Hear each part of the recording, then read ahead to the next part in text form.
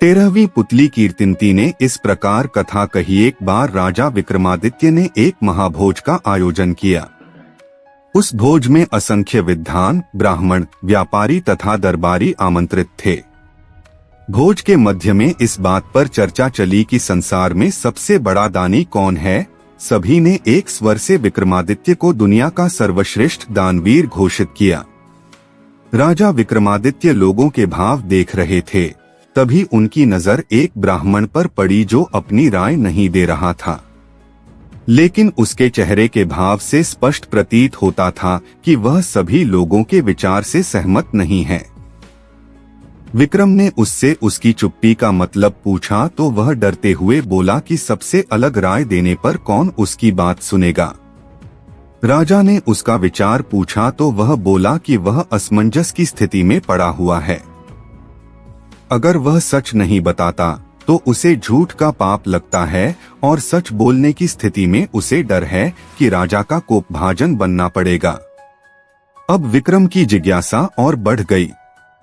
उन्होंने उसकी स्पष्टवादिता की भूरी भूरी प्रशंसा की तथा उसे निर्भय होकर अपनी बात कहने को कहा।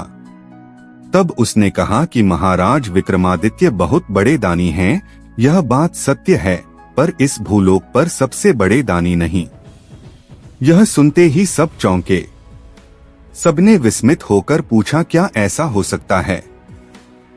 उस पर उस ब्राह्मण ने कहा कि समुद्र पार एक राज्य है जहाँ का राजा कीर्तिध्वज जब तक 1,00,000 स्वर्ण मुद्राएं प्रतिदिन दान नहीं करता तब तक अन्नजल भी ग्रहण नहीं करता है।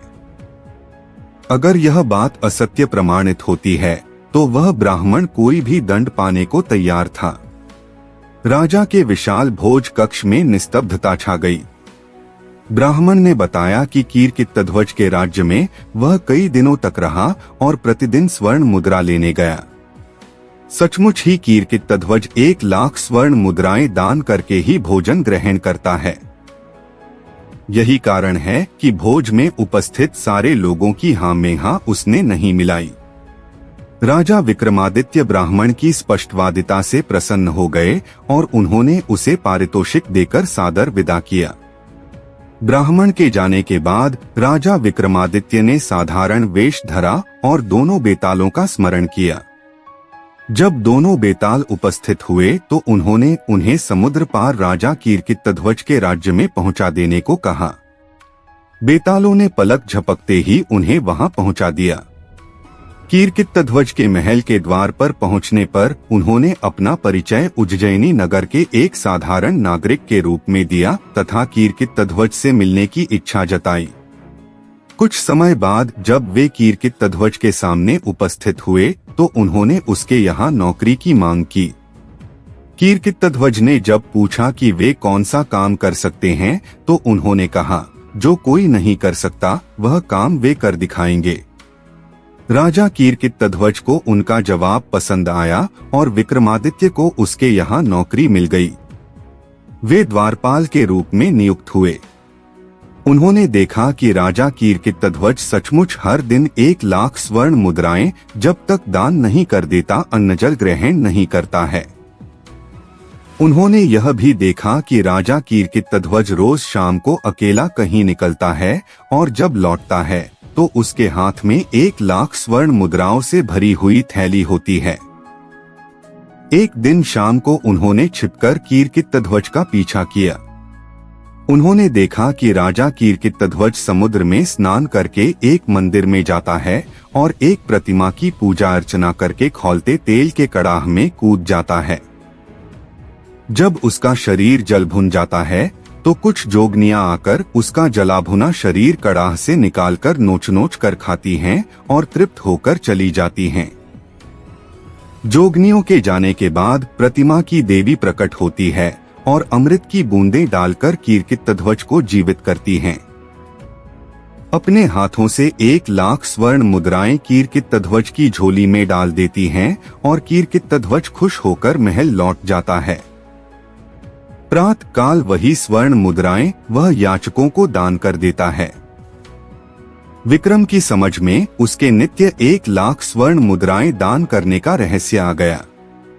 अगले दिन राजा कीर्तिध्वज के स्वर्ण मुद्राएं प्राप्त कर चले जाने के बाद विक्रम ने भी नहा धोकर देवी की पूजा की और तेल के कड़ाह में कूद गए। जोगनियां जब उनके जले भुने शरीर को नोचकर खाकर चली गईं, तो देवी ने उनको जीवित किया। जीवित करके जब देवी ने उन्हें स्वर्ण मुद्राएं देनी चाहीं, तो उन्होंने यह कहकर मना कर दिया कि देवी की कृपा ही उनके लिए सर्वोपरि है। यह क्रिया उन्होंने 7 बार दोहराई। 7वीं बार देवी ने उनसे बस करने को कहा तथा उनसे कुछ भी मांग लेने को कहा। विक्रम इसी अवसर की ताक में थे।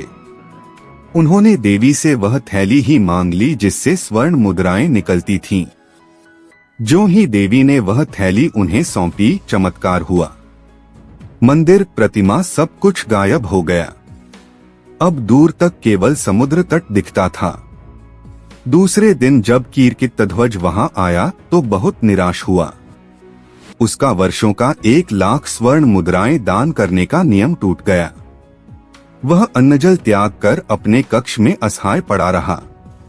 उसका शरीर क्षीण होने लगा।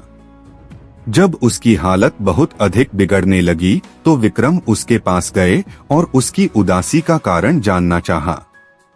उसने विक्रम को जब सब कुछ खुद बताया तो विक्रम ने उसे देवी वाली थैली देते हुए कहा कि रोज रोज कड़ाह में उसे कूदकर प्राण गंवाते देख वे द्रवित हो गए, इसलिए उन्होंने देवी से वह थैली ही सदा के लिए प्राप्त कर ली। वह थैली राजा कीर्तिध्वज को देकर उन्होंने उस वचन की भी रक्षा कर ली जो देकर उन्हें कीर्तिध्वज के दरबार में नौकरी मिली थी। उन्होंने सचमुच वही काम कर दिखाया जो कोई भी नहीं कर सकता है। राजा कीर्तिध्वज ने उनका परिचय पाकर उन्हें सीने से लगाते हुए कहा कि वे सचमुच इस धरा पर सर्वश्रेष्ठ दानवीर हैं, क्योंकि उन्होंने इतनी कठिनाई के बाद प्राप्त स्वर्ण मुद्रा प्रदान करने वाली थैली ही बेझिझक दान कर डाली जैसे कोई तुच्छ चीज हो।